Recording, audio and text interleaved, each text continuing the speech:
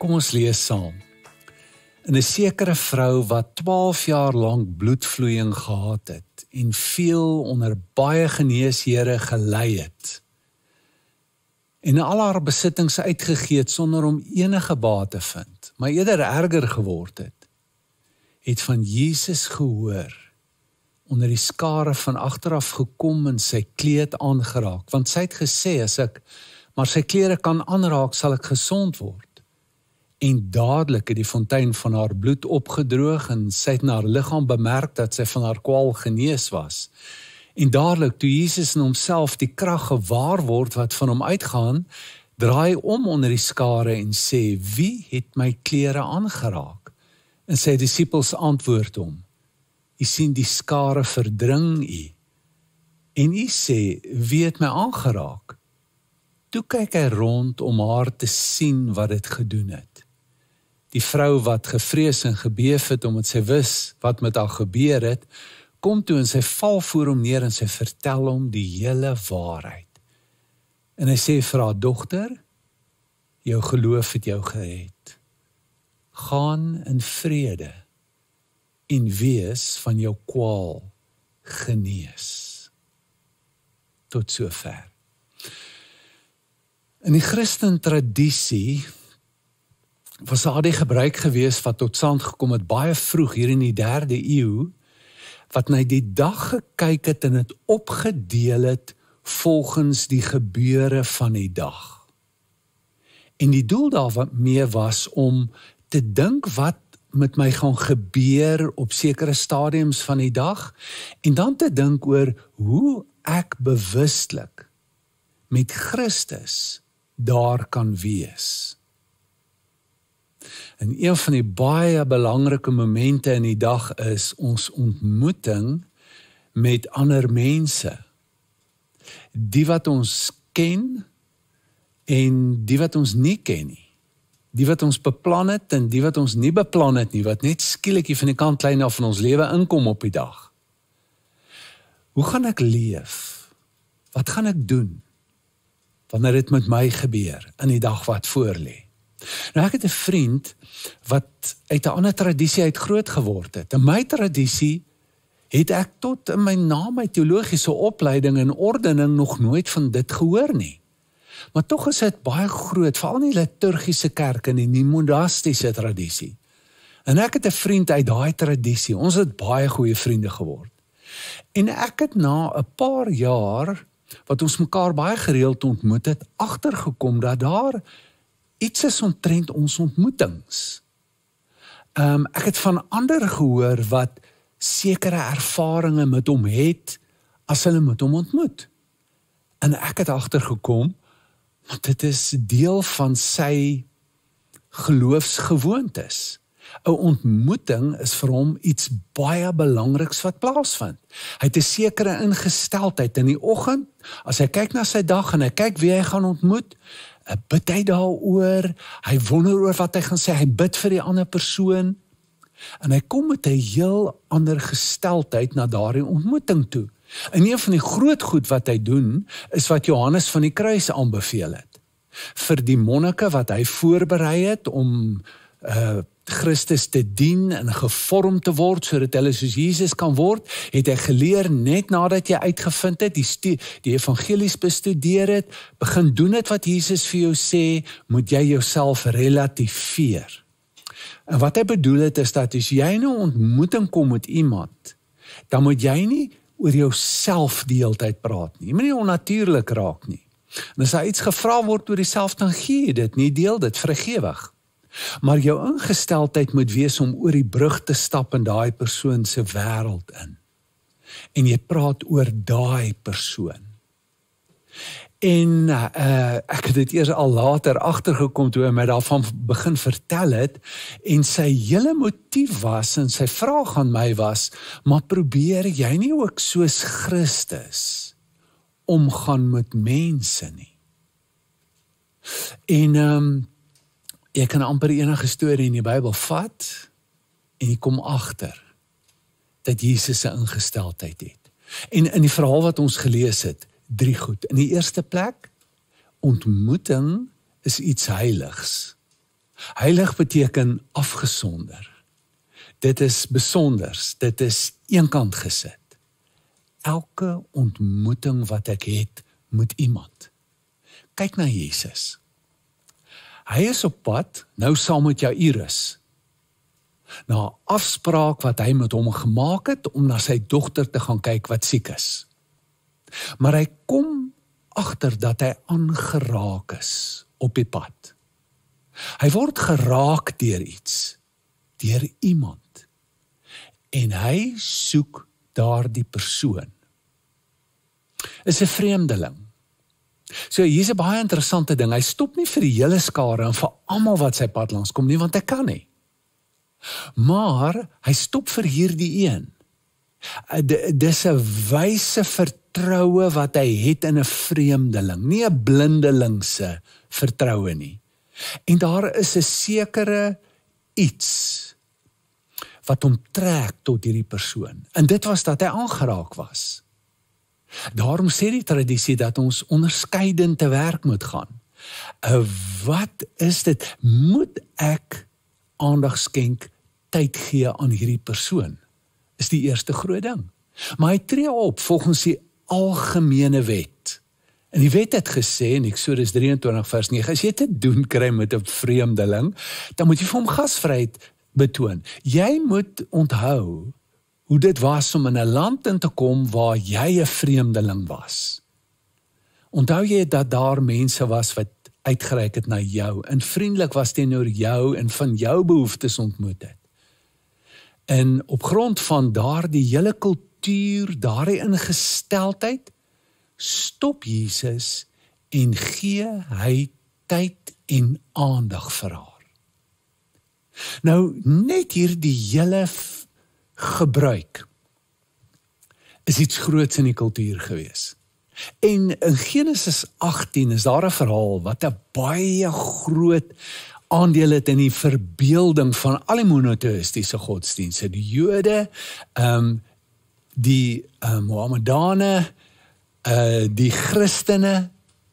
Hierdie verhaal het die bodem, die fondasie geword vir 'n verbeelding van gasvryheid, van hoe ons moet optree teenoor vreemdelinge. En dit gaan oor Abraham wat voor sy tent sit. En hy het hierdie wonderlike belofte dat hy 'n groot nasie gaan word, maar sy vrou kan nie meer kinders kry nie. En hy kom 3 vreemdelinge sy pad langs. Hy toon gasvryheid, hy staan op, hy praat met hulle, min wetende dat hulle boodskappers van God is. Ek meen hierdie verhaal het so groot invloed in die ortodoksie gehad dat die groot ikoonskrywer, seker die bekendste ikoon van die 3-eenheid geskryf het rondom hierdie gebeurtenis. Jy moet gasvry wees. In die Benediktynse tradisie moet jy enige iemand wat jou pad langs kom, wat aan die deur klop van die klooster, moet jy oopmaak en moet jy ontvang asof dit Jesus is. Al het jy gevas, met ander woorde, jy is besig met gebed, jy is besig met toewyding aan God. Ek meen, wat kan groter en belangriker wees as dit? 'n vreemdeling wat klop aan jou deur, sê Benedikt, en jy moet los, en jy moet hom ontvang. In hierdie hele kultuur is daar 'n verwagting dat daar iets groots gaan gebeur in hierdie ontmoeting. Presies wat met Abraham gebeur het. Hy ontvang die wonderlike boodskap dat sy gaan swanger raak. Ek meen, sy lag skelmpies in die mou, dis onmoontlik, ek kan nie meer nie, ek is te oud. Maar dit het gebeur. En in Jesus se verhaal word hierdie vrou genees, maar nie net genees nie, sy vind heling. Dit is iets groters en dis ook iets wat jy 'n paar keer in die genesings van Jesus optel. Die een woord in die Grieks is idei, sy vind genesing, maar Jesus soek aan na die ontmoeting met Jesus. Vind daar heling plaas, zoutzo. Dit is Martin Buber wat gepraat het van healing through meeting. En hy vertel hoe die ek-jy verhouding omskep kan word, kan verander in 'n oomblik na 'n ek-u verhouding toe. En daarna dan die wonderlikste goed in hierdie verhouding ontmoet. 'n Verhouding, die kontak wat daar ontstaan en die band wat daar bestaan tussen twee persone. As dit van 'n sekere aard is, dan vind daar oordrag plaas wat genesing bewerkstellig. In 'n baie interessante ondersoek waarop ek afgekom het, het twee professors besluit om te gaan navorsing doen te probeer uitvind wat die mees effektiefste terapievorm is. Hulle het al die terapievorme, meeste groot terapievorme gevat en te probeer uitvind. En hier was hulle konklusie, dat die terapievorm en die inhoud van die terapie nie die krag van die terapie is nie. Dat die heling en die gevoel van alles kom by mekaar en my lewe is beter en daar 'n groter doel is weer en weer sin is in die lewe kom deur ontmoetings, het gekom deur die aard van die koneksie. As daar vertroue is, as daar wederwysige kwesbaarheid kom, en dan vind daar oordrag plaas, wat helend van aard is. Baie interessant. Maar daar is hindernisse in ons pad, dat dit kan gebeur. Dit gebeur nie sommer net nie. Wel, in die eerste plek, is dit 'n ingesteldheid waarmee ons sit. Baie min van ons dink, dat so ontmoeting groot moontlikheid inhou. En dit is Rudolf Otto, wat die woord van God gebruik, en wat God beskryf het as die gans andere.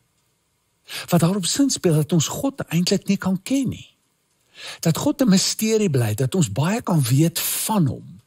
Ons kan hom nie ken nie. Hy's 'n misterie, hy's die gans andere. Maar wanneer ons in verhoudings met mekaar 'n openheid kan leer ontwikkel, om ook die andersheid van mekaar te kan aanvaar, te kan sien en te kan ontvang, dit ons voorberei, dat ons die gans andere kan ontmoet. En dan het dit natuurlik veral te doen met die ontmoetings met die vreemdeling, wat vir ons heeltemal anders en onbekend is. Kan ons soontoe gaan? Is dit belangrik? Ja, dit is. Van ons, en miskien hang dit saam met ons ingesteldheid, dis alledaags, dis gewoon, en ek verwag nie iets niets kan gebeur, of goed gaan met my gebeur nie, is ek ook net te besig. Ek ag ander dinge baie belangriker. Ek het nie tyd vir inbrake in my lewe nie. Is jy in my dagboek, of is jy nie in my dagboek nie? As jy nie in my dagboek het nie, ek is 'n belangrike mens. Dan moet ek aanbeweeg. Kan jy dink hoe moes jy Iris gevoel het? Nou staan hy langs Jesus, en Jesus sê, ek wil die vrou, ek wil die persoon ontmoet wat aan my gevat het. Hy kry haar en nou gesels hy met haar. En sy vertel haar hele storie. Hoe moes jy Iris voel? My kind is siek. Ek wonder, toe hy daar by die huis gekom het, die kind is dood, of hy nie 'n halwe houdingkie gehad het, en sê, ja, wel, ek het gesê, asseblief kom kyk. Maar Jesus kyk, tot hy kan sien. Dit is twee verskillende Griekse woorde, hy blepo, tot hy kan idee, tot hy haar sien. Hy gee tyd, hy wag, want dit is belangrik. Henry Nouwen vertel die verhaal, die professor, sielkunde en spiritualiteit, wat besluit het om die kapelaan te word van 'n eenheid, 'n plek van verstandelik en fisiese uitgedaagde mense, wat iemand kry Adam om na te kyk, dat het hom 2 jaar gevat het, om verby die gestremdheid van Adam te kon kom, en hom te kon sien as 'n mens. 'n ander groot probleem is dat ons dink ons ken mekaar. Ons ken selfs die vreemdeling. Jy weet, as die een wat ons ken, ons vriende, sê ons dikwels, ek weet presies hoe jy is. Ons doen soveel toetse, jy weet, daar is die Enneagram, en daar is Myers en Briggs, en daar is Strength Finder, en daar is DISC, en ek weet wie jy is, want ek ken jou profiele. maar jy ken nog net iets. Jy het nog net 'n sterretjie in heelal van daai persoon leer ken. En wanneer ons so dink, die Indiane het 'n spreekwoord wat sê, if you say that you know me, you've killed me in your presence. Dan is dit verby tussen my en jou. Ons ken mekaar nie. Chesterton het gesê, familiarity is an illusion. Is 'n illusie. Ons ken mekaar eintlik nie. Maar 'n groot gevaar is dat ons dink ons ken ook die vreemdeling. Wat ons ken hom as ons hom sien. Etnies. Jy weet, klassisme, rassisme, seksisme. Jy weet, en ons kan gaan na al die ismes toe. Ek sien jou en ek weet wie jy is.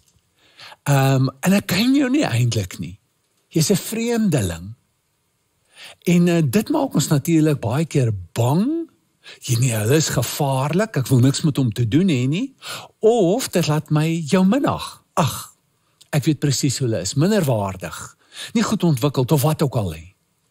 Nou hierdie selfe fenomeen wat in ons werk, hierdie psigodinamika, is die dinamika wat aan het werk is om in heldeverering byvoorbeeld. Maar ons weet wat gebeur met heldeverering. Dit draai net so vinnig om na demonisering toe. My held die een dag is 'n demoon die volgende dag. Ons sien dit byvoorbeeld in Christus se lewe. As hy Jerusalem inkom, sing hulle Hosanna, Hosanna, Hosanna. 'n Paar dae later sê hulle, kruisig hom, kruisig hom, kruisig hom. Paulus in Handelinge 14 kom in Lystra aan en hulle sê vir hom, die gode het ons besoek. Hulle hoor stories van ander mense, hulle kruisig vir Paulus. Wat is dit? Dat 'n held een oomblik 'n demoon die volgende oomblik kan wees. Wel, in die sielkunde is daar 'n teorie in die ontwikkelingssielkunde dat jy deur 'n fase van schizo, paranoia gaan. En in hierdie fase het jy nog nie die vermoë ontwikkel om goed en sleg by mekaar te kan hou in een oomblik nie.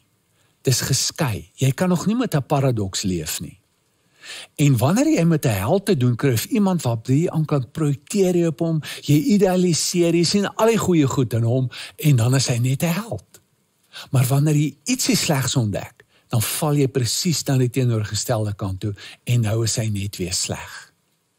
Dis 'n dinamika wat in ons werk, dis 'n dinamika wat in massas werk, en massifikasie na vore kom. Dit is baie belangrik om bewus te wees waarvoor, want dit is iets wat ons kan weerhou. Om na iemand toe te gaan soos hy is. En te kan kyk en dan weet daar is goed en sleg in almal. En ek wonder hoe werk hierdie dinamika in die huwelik uit. Jy weet, as ons huweliksmaats, sê ons, ek ken jou, ek weet presies wie is jy, ek kyk hoe sy of hy daarop reageer, kyk of dit nie beter is as jy sê, ek weet nie presies wie jy is nie. Jy is 'n misterie. Ek wil jou leer ken. Weet. So ons kan ons houding verander. Eerder die van 'n ontdekkingsreisiger as 'n toerist te wees. Om met nuuskierigheid eerder en met 'n openheid in te gaan en om te kan wil leer. Derde belangrike ding is dialoog. Jesus gaan verder in 'n ontmoeting en hy luister en die message sê, haar hele storie. Jy weet, daar gebeur soveel deur die deel van jou storie.